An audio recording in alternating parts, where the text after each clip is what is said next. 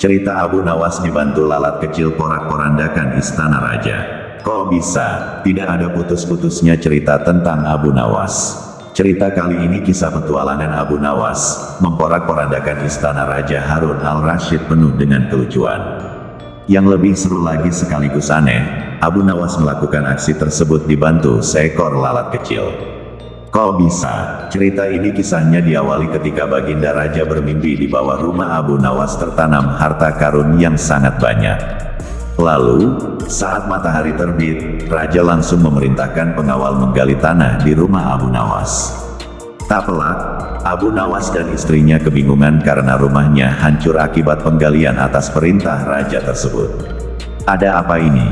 Kenapa rumahku dihancurkan? Teriak Abu Nawas. Salah seorang pengawal mengatakan, tadi malam Raja bermimpi bahwa di bawah rumahmu terpendam emas dan permata yang tidak ternilai harganya. Kemudian mereka terus menggali, ternyata emas dan permata itu tidak ditemukan. Raja juga tidak meminta maaf kepada Abu Nawas, apalagi mengganti kerugian. Abu Nawas dan istrinya hanya termenung dan merasa kesal atas perbuatan Raja. Namun apa daya, mereka tidak bisa melakukan apapun. Abu Nawas sampai tidak doyan makan.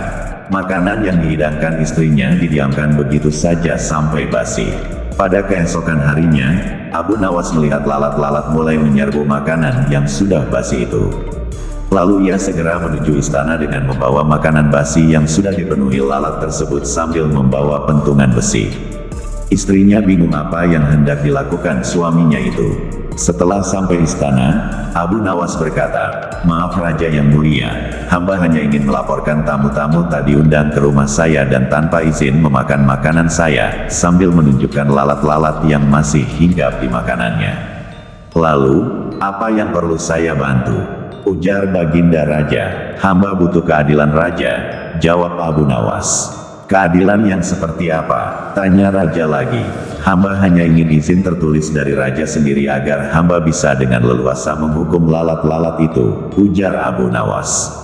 Tidak berpikir panjang, Raja membuat surat izin yang isinya memperkenankan Abu Nawas memukul lalat-lalat tersebut dimanapun mereka hinggap. Dengan sebatang besi yang dibawa dari rumah, Abu Nawas memukul lalat-lalat yang hinggap di semua barang milik istana. Raja hanya bengong melihat istananya porak-poranda oleh Abu Nawas.